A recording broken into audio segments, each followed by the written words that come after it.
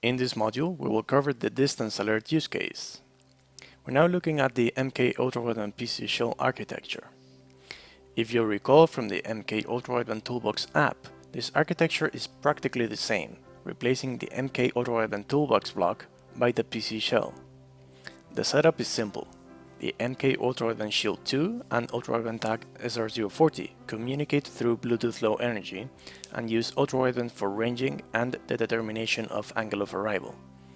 The MK UWB Shield is connected to the computer via serial over USB. Once again, the MK UWB PC Shell has two main components. First, the TLV framework, which manages the communication with the Shield and issues the appropriate commands, and the UI manager, which the user interacts with.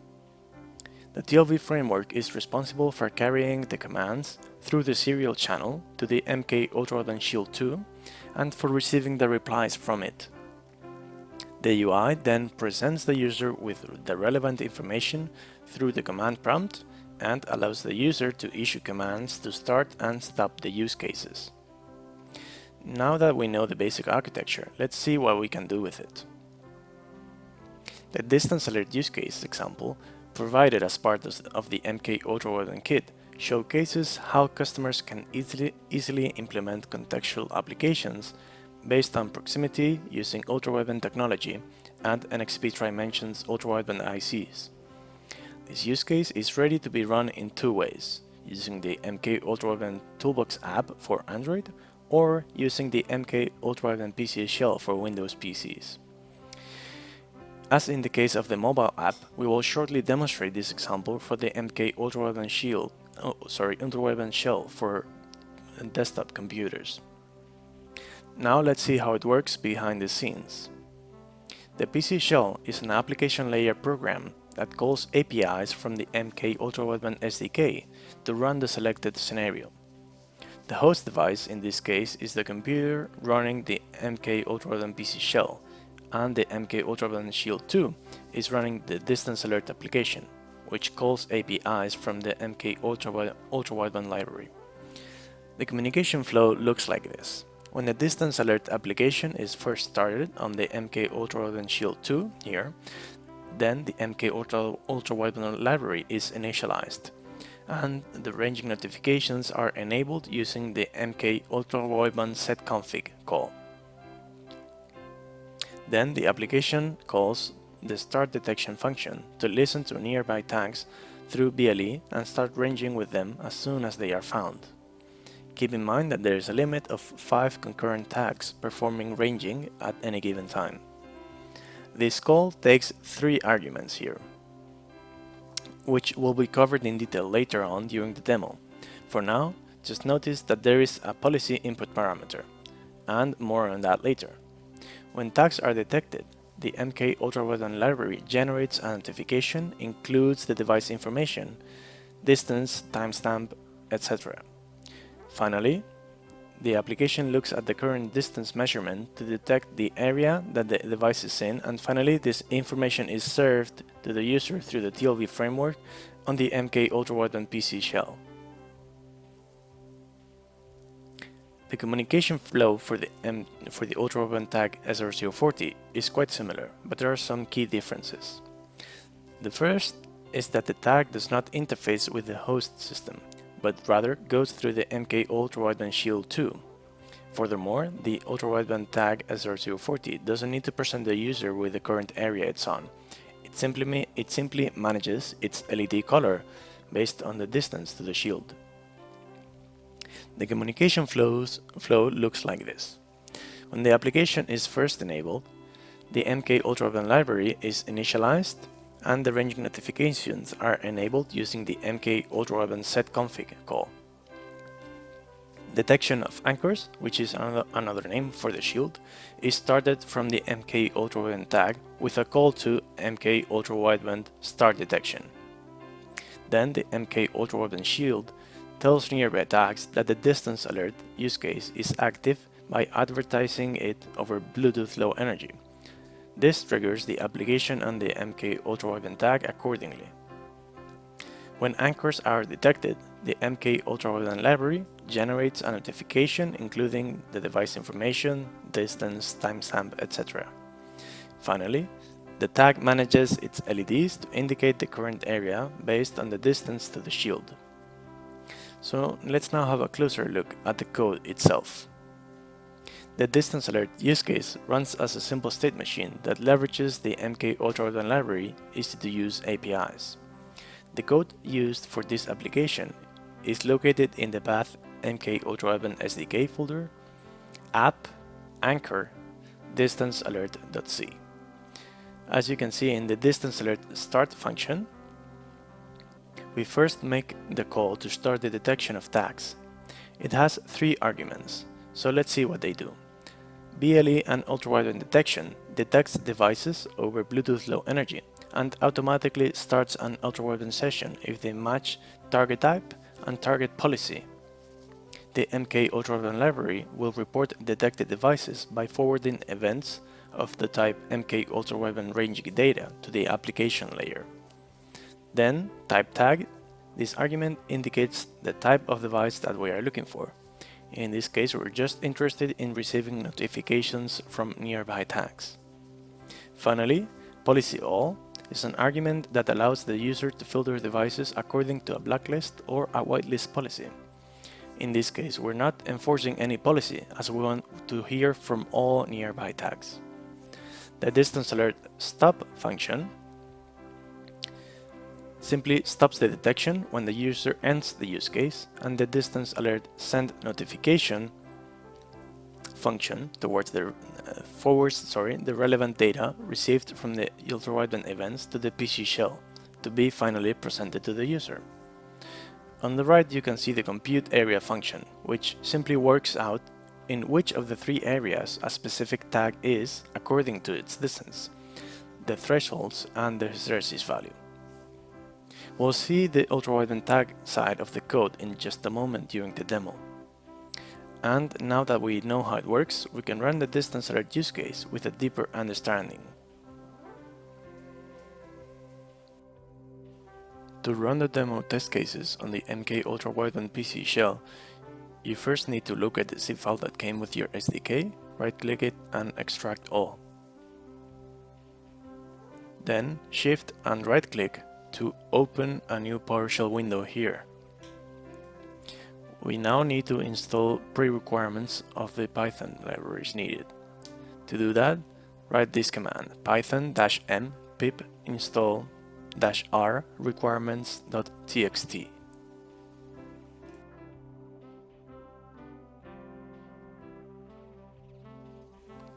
Preparing the hardware for this demo is easy.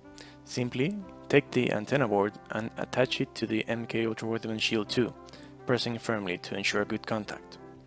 Then take the micro USB cable, plug it into the shield and into your computer. Finally, power on a couple of tags with the included coin cell batteries and you're ready to go. To run the PC Shell, we need to know which COM port the shield is connected to. So open up Device Manager and under the Ports tab, find it, in this case COM16. Then simply write Python MK UWB PC Shell.py and COM16 or your appropriate COM port. To run the distance alert scenario, simply write down the command start application distance alert. Right away, it will start picking up tags that are nearby and show the data accordingly. The PC Shell is presenting us information from the 2 tags that we powered on. One of them is closer to the shield, and so it is in area 0 and the other one in area 1. When the tags are close to the shield, they are both flashing in red, but if we move away the shield, they start flashing yellow because they're in a different threshold now.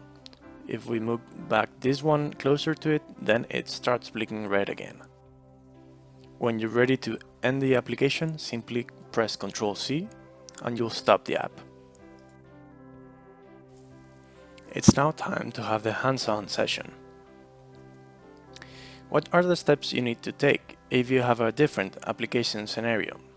Well, Here we show an example of such a situation and how easy it is to use the MK UWB library and adapt the included use cases for your purpose.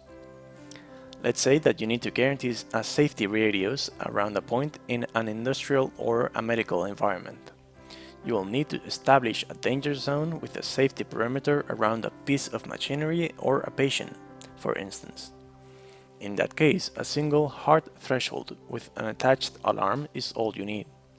What's more, we need to make sure that the system immediately responds to a perimeter breach, and that it can ensure safety when the perimeter is no longer compromised. We can do this with an asymmetric hysteresis solution. We'll see how to go about it in a second. These requirements mean that we will be performing some changes to the app running on the MK UWB Shield and on the tag as well.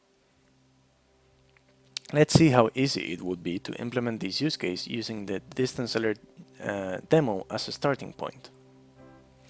To carry out this modification is a straightforward procedure, as the changes we need to perform do not affect the base of the code, and it remains unchanged. Let's see what needs to be changed on the MK UWB Shield, and we'll do the same for the tag in a moment. The location of the code here is MK UWB SDK, app anchor distancealert.c.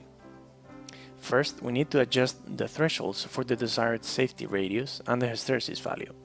Let's say we need to keep a safe distance of 1.5 meters and that the hysteresis is selected to be 10 centimeters.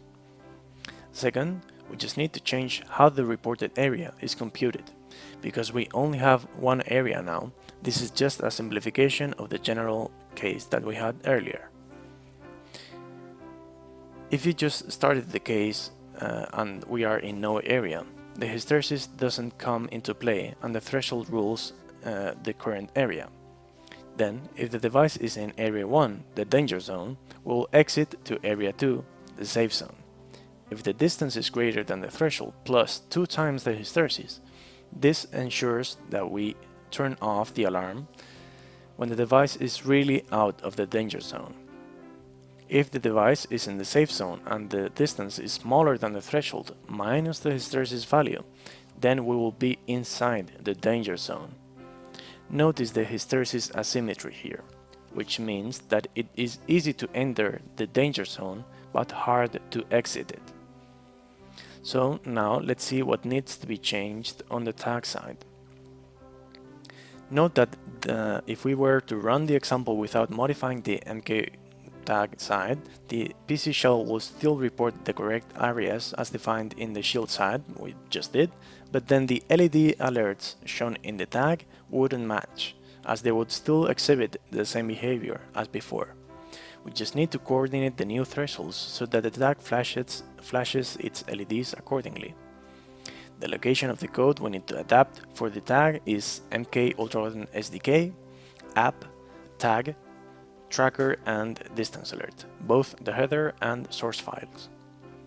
First, we need to define the same thresholds as in the Shield so that the LED colors on the tag match. Second, we need to modify how the different warning levels are computed. This is equivalent to what we just did for the MK UWB Shield. The warning levels make reference to what the LED indicates. For the sake of the demonstration and to keep it simple, we will use the same levels as before.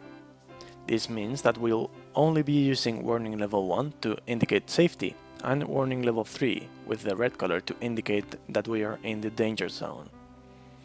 If we wanted to change the warning levels as well, we would only need to make the pertinent changes on the tag app uimanager.c file. We'll show this on the demo video in a second. So now let's put it to the test. It's time to see how all of this comes together. Enjoy the hands-on video.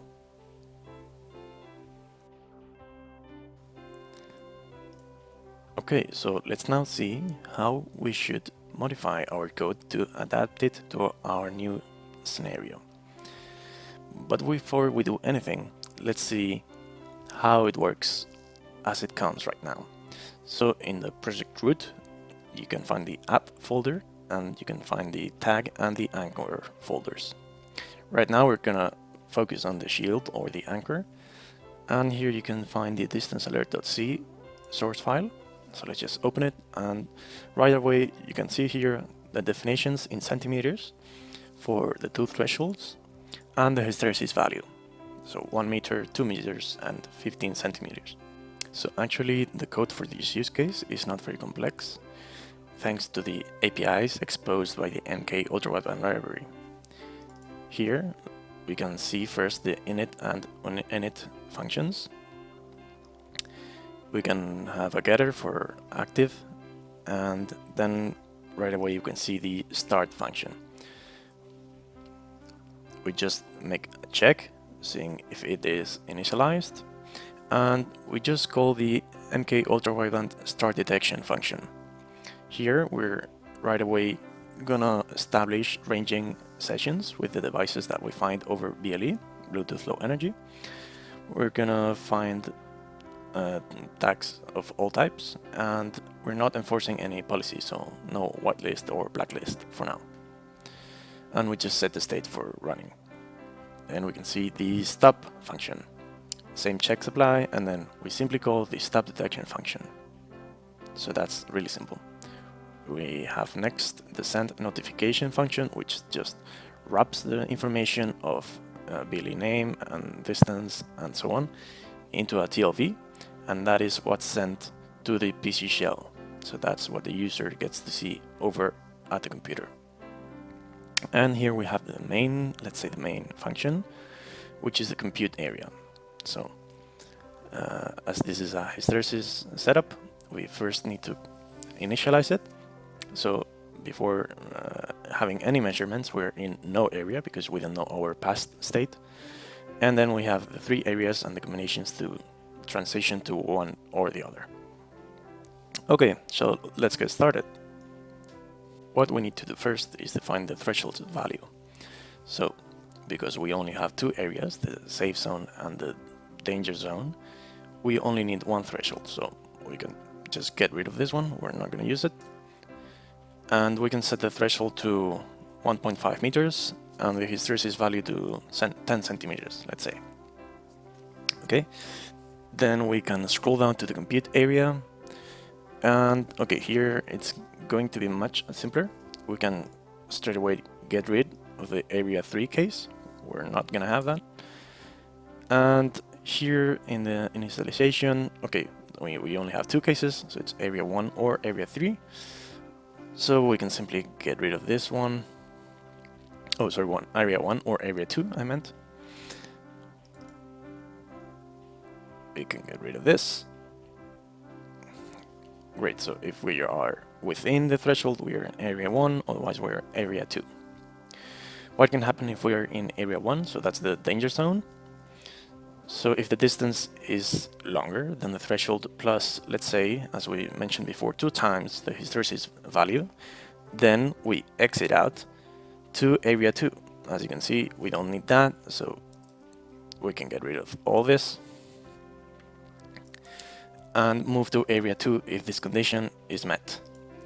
With this 2 times the hysteresis value, we're making sure that it's harder for the device or the subject to exit the danger zone. Then, if we're in area 2, we simply need to compare the distance to the threshold minus the hysteresis. So this is only 1 time the hysteresis value, and that makes it easier for the system to detect a breach in the danger zone. So if that's the case, we just set the current area to area 1. And we can get rid of this condition because we're not using any other areas. So those would be the changes required for the ultra-wideband shield. That was quite simple, wasn't it? Now we're ready to build the project for the MK UWB Shield 2 with the SR150 antenna board. Then we can straight away flash the shield, and when we launch the MK UWB PC Shell, it will be using the new thresholds. We just need to comment that in this state, the MK UWB tag would still be flashing the same LED colors as it was before with the same thresholds. As we haven't told it to change anything on its behavior, it would still be showing the same. So let's address this now. To do that, we simply need to change how the current warning level is computed on the tag side of things and how it is shown using the LED interface. Okay, so let's navigate to the app tag folder, and here we can find the tracker and distance alert.c source file. And if we scroll down, it is very similar to the case for the Shield. We can find here the MK tag app warning level function, and here we are just computing the current area that we're on basically and match it to a warning level. So warning level number 1 is corresponding to the green LED, level 2 is yellow LED, and level 3 is the danger red LED. Because we're only having 2 areas in this example, and those are tied to red and green, we're not going to use level 2 here. That would be for the yellow. Okay, so let's first set our thresholds. Here we can see they are used for the comparisons, and they are defined on the tracker and distance alert.h, the header file. So here they are. These are the values that we're interested in, and we're not gonna use 2 of them, we're just gonna use one. So we're gonna use this one, and we're gonna call it red threshold centimeters, and we're gonna set it to 1.5 meters to match the side of the shield, and the threshold value to 10 centimeters. Excuse me, the hysteresis value to 10 centimeters. So let me just copy this variable name, this define, and go back to the .c file. Okay, so before we know anything, we're in the no warning area because we haven't started working yet. So if the distance is higher than the red threshold, that means we are safe. So that will indicate that will flash the green LED. So that's warning level number 1. Otherwise, since we're not interested in a second threshold or warning level, we're gonna be in the danger area. So that will be level 3. Okay.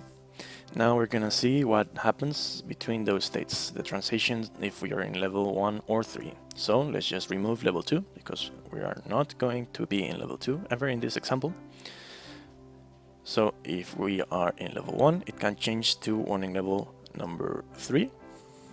And if we're in level 3, we can change back to number 1. Good, so if we're in level 1, so that means we're safe, we're just showing the green LED. If suddenly we find ourselves breaching into the safe perimeter, that is the red threshold minus the hysteresis value, that means we are going to need to transition to warning level number 3. So that's all we need here. We can get rid of this other condition. So let me just remove this. Yes, there we go. And that would be that. Then finally, if we are in warning level number 3, so we are inside the danger zone flashing the red LED, we can have a measurement saying that the distance is longer than the red threshold plus 2 times the hysteresis value to match what we wrote down in the shield side of things just a moment ago. And if that's the case, we can simply indicate that we are in warning level number 1. So that should be all the change needed for this case. Now we can simply build the project for the MK UWB Tag SR040 and we'll be ready to go. Now, if we wanted to change the behavior of how the LEDs are changing, we can go ahead and modify that to fit our needs in the UIManager.c file. Here we just are defining what the different warning levels are. So as we mentioned, this set LED function, by the way, just fetches the RGB values, so that is R, G, and B. So for level 1, as we mentioned, that will be the green LED, so that's 010. For warning level 2 is yellow, that corresponds to red and green. And finally, for warning level number 3, it's only the red LED, so that will show a red color. If we ever need to change that, here we can find it and easily adjust it. To flash the tags, you actually don't need the coin cell batteries. You only need to plug in the 10-pin debugging cable to this port as shown here, and then simply attach the mini USB cable to the LPC Link 2 board and into your computer. Then just use the GUI flash tool to write the program to the tags. Please remember to flash as many as you have and also flash the ultra-wideband shield too. To run the modified distance alert use case, simply open up the location of the PC shell, shift and right click to open a new PowerShell window here, and run the PC shell with the command python MK UWB PC Shell.py and your COM port. Then simply choose Start Application, Distance Alert. In a second, the PC shell will start showing ranging data with nearby tags. As you can see here, both tags are flashing in red because we're in the first danger threshold. However, if we move away the shield from the tags, we will see the tags will start flashing in green once they surpass the 1.5 meter mark that we set in the code without going through the yellow color before, as we're only working with 2 areas now. If we now take the tags back, they will start flashing in red again.